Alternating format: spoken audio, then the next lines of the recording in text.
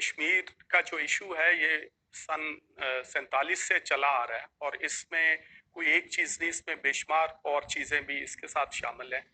India हमारे से बहुत बड़ा मुल्क है, उसकी फौज हमसे ताकतवर है, हर चीज है, लेकिन हम में जज्बा ईमानी है और हम में खौफ नहीं है। ये दो चीजें हैं और इसकी वजह से हम इंडिया को जो है मुसलसल हजीमत का बायस बन रहा है उनके लिए कश्मीर जो है। अब इस वक्त इंटरनेशनल सिनेरियो में देखा जाए तो जो भारत की सिचुएशन है वो बड़ी इस वक्त ऐसी है कि उसके करीबो जवार में जितने भी ममालिक हैं, उसके नेबरिंग कंट्रीज हैं, नेपाल है, चाइना है, पाकिस्तान है और अफगानिस्तान भी दूर नहीं है। तो वो सब के सब मुल्क और बांग्लादेश भी, वो सारे के सारे मोदी की पॉलिसीज जो हैं उसके खिलाफ हुए हैं और भारत के खिलाफ हैं।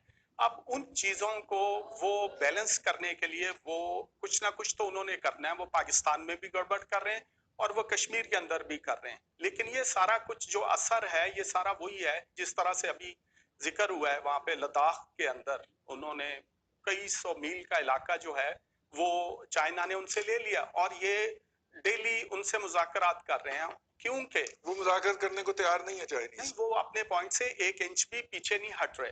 तो हमें बुलंदो बाला दावे करने के बजाय हमें अपने आप को देखें, बड़ा आसान है हम फौजें या सिविलियंस को कश्मीर में एंटर कर दे, लेकिन उसके बाद क्या होगा? फुल फ्लेज वॉर होगी, इंटरनेशनल प्रेशर होगा। हमें अपने आप को पहले मजबूत करना। हम आपस में तो एक दूसरे के साथ हम जो है वो पॉलिटिकल डिफरेंसेस हैं, दूसरे हैं इकोनॉमिक, हम भीख मांगते हैं बाहर से, तो हम जंग कैसे लड़ेंगे? फ्यूल हमारे पास होता नहीं है, कार्टेल्स यहाँ पे हैं, माफियाज यहाँ पे हैं। पहले हम अपने आप से लड़ लें, उसके बाद फिर हम जो है अपने से कई गुना बड़े मुल्क के साथ लड़ेंगे। असलान भट्टी साहब, ये अब तो चीनियों ने वैसे इस अगर पूरी जंग में देखें तो उनका रुख हमारी तरफ नहीं है, वो चाइना के लिए दुआएं कर रहे हैं। भाई साहब, बिल्कुल जब बात यह है कि आप कितने नूहे कितने मरसिए मजीद पढ़ेंगे, उन्होंने तो देखें, अगर हम उनकी मदद नहीं कर सकते ना कश्मीरियों की, तो उनका हम बैक बाइटिंग या उनकी पीठ में छुरा मत घोंपें, तो छोड़ दें। हम सिर्फ दावा ही कर रहे हैं आज तक। अब कश्मीर का मामला जो है वो इस हुकूमत पे अगर होता तो उन्होंने तो अपोजिशन पे डाल देना था, कि ये भी उन्होंने किया हुआ है। इनकी सीरियसनेस का तो ये अंदाजा लगा लें कि इनके अपने बयान जो है वो नहीं मिलते हैं। अभी परसों की बात है कि वो जो हादसा हुआ है, जो बड़ा सान्या हुआ है हमारा, कि वो स्टॉक एक्सचेंज में दहशतगर्द घुसे, उनको मारा गया, उसको आप देख लें कि कौमी असेंबली में बयान आया वज़ीर आज़म साहब का कुछ, और उसके बाद अगले दिन जो स्टेटमेंट आई वो कुछ और थी कि जी वो तो अफगानिस्तान से हुआ। वो कहते जी रॉ ने किया, वो कहते जी अफगानिस्तान ने किया। एक उन्हीं का वज़ीर साहब फरमा रहे हैं। जहाँ पे ये हालत हो रही साहब, देखें, कश्मीरी हमारे भाई हैं, हमारा उनसे खून का रिश्ता भी है, हमारा उनसे दिल का रिश्ता भी है, लेकिन जो तस्वीर का जिक्र आपने शुरू में किया है, अगर वो आप सिर्फ 5 मिनट मुझे दिखा दें बगैर आंसुओं के, मैं आपको मान जाऊंगा कि आप इंसान, लेकिन वो आप देख ही नहीं सकते जो तस्वीर उन्होंने आज दी है और उसके बाद भी। लेकिन इस सबसे ज्यादा बेइज्जती और बेजमीरी ये है कि आलमी मीडिया में कहीं भी ये बात नहीं आई, कुछ भी नहीं हो रहा। हम वैसे तो फॉरेन मिनिस्टर साहब हमारे यूं उड़ते हैं जहाज से इधर को जाते हैं और यूं उड़ते हैं दूसरे जहाज से इधर को जाते हैं। उनको पता नहीं क्यों खौफ है इतना कोरोना का। अगर जिसने मरना है रईस साहब, उसने मर जाना है, ठीक, उनको जाना चाहिए। कम से कम कुछ नहीं तो 48 मुल्क है हमारे इस्लामी, उनको ही मोबिलाइज कर लें खुदारा, बाकी किसी को ना करें। बाकी तो सारे काफिर लोग हैं। चले मान लिया मैंने कि जी वो खाते हैं गोश्त दूसरा खाते हैं, वो हमारी तरह नहीं है, तो 48 लोगों को तो कर लें। ठीक है, आपके साथ तो कोई मेरे ख्याल 7 ममालिक भी नहीं खड़े होंगे अगर आप ये बात आज कर लें। तो ये मसला ये है रईस साहब के हुकूमत जिस तरह हमारे मुल्क के मसाइल हल कर रही है ना, उसी तरह उन्होंने कश्मीर का भी मसला हल कर दिया। हम इधर पार्लियामान में खड़े होकर तकरीरें करते हैं, हम कहते हैं कि हम फला फला हेड ऑफ स्टेट से हमने राब्ता किया है और इतनों से किया है, ये किया है, वो किया है।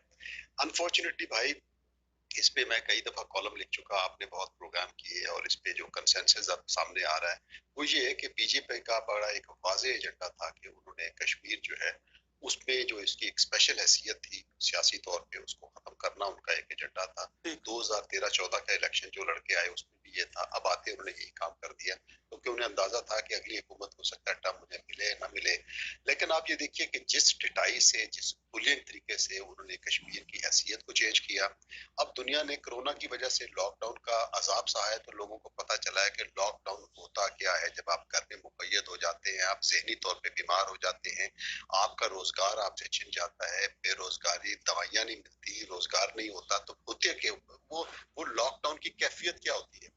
आप ये देखिए कि ये इट्स अ लिविंग हेल इन कश्मीर के पिछले तकरीबन 10 माह हो गए हैं और आलमी ज़मीर के ऊपर जूं तक नहीं रेंगी है। अच्छा, ये जो अब देखा जाए तो उसमें इंडिया ने बल्कि कोरोना के दिनों में तवज्जो सारी दूसरी तरफ मरकूज है। उन्होंने कश्मीर के ऊपर वो एट्रोसिटीज की है कि सिर्फ मंथ ऑफ जून में उन्होंने 50 से ज्यादा सिविलियंस को इसी तरह बहिमाना तरीके से जो है वो कत्ल किया है। अब एक थोड़ा सा एक अंदाजा लगा लीजिए कि जो उनका स्कफल हुआ था, जो सरहदी झगड़ा हुआ था, उसमें कोई बंदूक इस्तेमाल नहीं हुई चाइना के साथ, लेकिन चाइना ने जिस तरह उसको रिबटल किया, उसके बाद घिघी बंधी हुई है। और मैंने एक कार्टून देखा कि जिसमें मोदी का वो जो साइज है, मोदी का टेलर उसका साइज ले रहा है, तो मोदी उसको लिखवा रहा है कि जो मेरा सीना है, चीन के लिए इसको 54 लिखो और चीन के लिए 34 लिखो और पाकिस्तान के लिए 54 लिखो।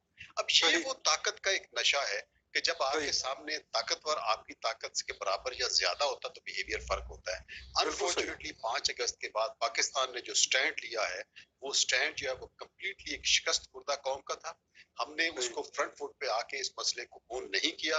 हमने सिर्फ जुबानी कलामी और हफ्ते में एक दफा खड़े होके आधा घंटा ये करेंगे वो करेंगे। बिलीव यू मी कि कौमों की जिंदगी में वो जो डिफाइनिंग मोमेंट होते हैं, उस कश्मीर कॉज के जिसको हम अपनी पाकिस्तान की शहरा की कॉज आज तक कहते आए हैं, हमने अमलन साबित किया है कि जब मतलब वक्त क़याम आया, उस वक्त हम सजदे में गिर गए।